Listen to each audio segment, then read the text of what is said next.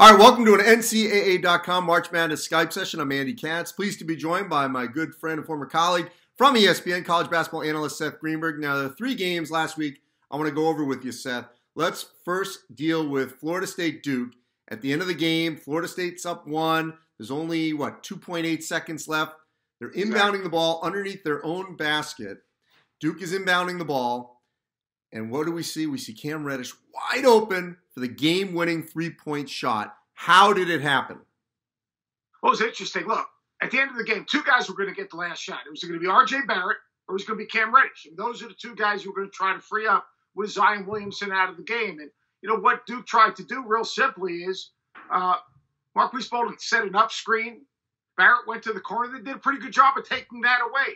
But up top, you had Jack White and you had Cam Reddish. And all Jack White did was set a little bit of a brush block right on Terrence Mann and dove to the rim. You got to take away the dive.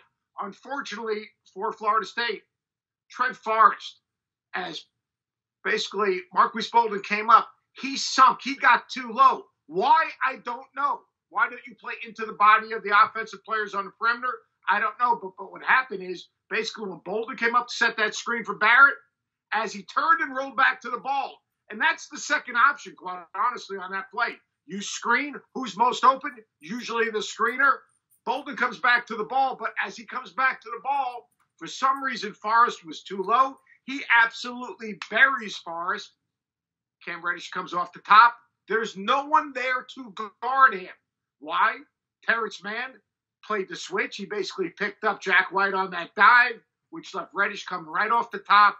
Trent Forrest dropped too low, and he basically got in the way of Marquise Bolden go to the front of the rim. It's sad because what happened is Kevin Daly, he was right there. See, because they put Kuma J on the ball, which was great. You put a 7'4" guy on the ball, active arms, distort the passing lane, great concept. And what happened is Kevin Daly, he was taking anyone coming back to the ball. So he was ready to help on Barrett if he got open, but more importantly, help on that rollback. Just a lack of communication between Mann and, most importantly, Forrest getting buried too low. And you got to give, Cam Reddish credit because he stepped up and made a big shot. And this could be huge for Duke because as soon as Zion Williamson went out of that game, Andy, as soon as he went out of the game, all of a sudden Cam Reddish's role changed. He went from that third cog to a guy that had to put numbers up, and he delivered in the second half, made big shots, created some separation, and made the biggest shot. All right, let me move on to Providence, Georgetown on Saturday.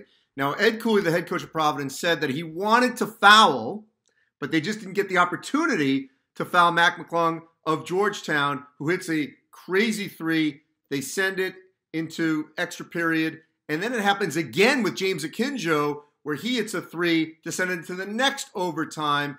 So Ed Cooley wanted to foul. He believes in that philosophy, but wasn't able to execute it. As a former coach, how have you dealt with that where maybe you want to foul in that situation where you're up 3 and it's under 5 seconds, but your guys can't get there in time? Yeah, on the first of all, McClung, he's turning into like the Luka Doncic of college basketball because the dude makes big shots. What they did was they were able, and this is really important, offensively, when you try and go to the full length of the floor and get a quick bucket late game, you want to catch the ball on the move. And that's what McClung did. He caught it on a shallow cut. He caught the ball past the three-point line. So now all of a sudden he's coming downhill, and quite honestly, the Providence defense never caught up to him. All right, he created that separation, a couple of hard dribbles. He was able to elevate, and they couldn't even bracket him. Now, the one interesting thing, if you want to foul, I was surprised they had a man on the ball. Because if you want to foul, you can take that guy off the ball, all right, bracket that potential shallow cut and that ball handler. Now you've got 2 on the ball. You can give that foul. Game over. Now, look, Ed Cooley's not a good coach. He's a great coach. He's a great game coach. His guys buy in. The X's and O's are Janes and Joes. Sometimes the guys just can't do what you want them to do. But on that particular play, if you're off the ball, now you can keep everything in front and give that foul in the backcourt. Because you're on the ball, the guy that was on the ball that I was just trying to make it a hard pass, once they clear that inbounds pass, they're playing 4-on-4 and they're playing behind. So, I mean, it was very unfortunate, great execution for Georgetown. And let's go earlier in the week to UCLA, Oregon, where UCLA was able to essentially execute something that almost never happens on a purposely missed free throw to get into a situation where you can either, tie a game, send in overtime or what have you, but to be able to orchestrate that purposely, and it worked. What did you see in the UCLA-Oregon ending? Well, there's a couple things. 45 seconds is almost, I think it's an 8 or 9 point game. You fouled a 3-point shooter. You can't foul a 3-point shooter, all right? I mean, that's first and foremost. It's a 6 or 9 point game. All right, you gave up an uncontested 3. What do? You defend the 3-point line. You make them take hard 2s and contested 2s. So back to back, we fouled a 3-point shooter. All right, we give up a 3, and then UCLA did a great job. They brought their 2 bigs in, kind of like the short yard situations. What do you bring the big and a big lineman to knock people back and get that extra yard? You know what? They brought the 2 bigs in. They brought in Brown and Hill, and they kept that ball alive. It was a perfect miss. It was a perfect storm. In a lot of ways, that's what it was, Andy. It was a perfect storm for UCLA, kind of a nor'easter for Oregon in terms of anything that could go wrong went wrong. They gave up a 3, they fouled a 3, they missed a free throw block out. I mean, literally, that's a perfect storm for UCLA, a nor'easter for Oregon. It's one of those games you wonder about Oregon. Where do they go from here? Because they did play well. And I went through that. We lost on a half-court shot at Duke one year.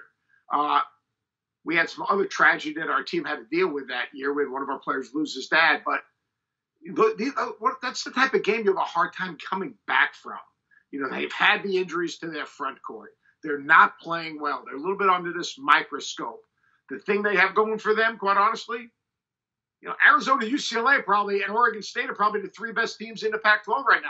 There's no one that's separated himself. You thought it was Arizona State for a while.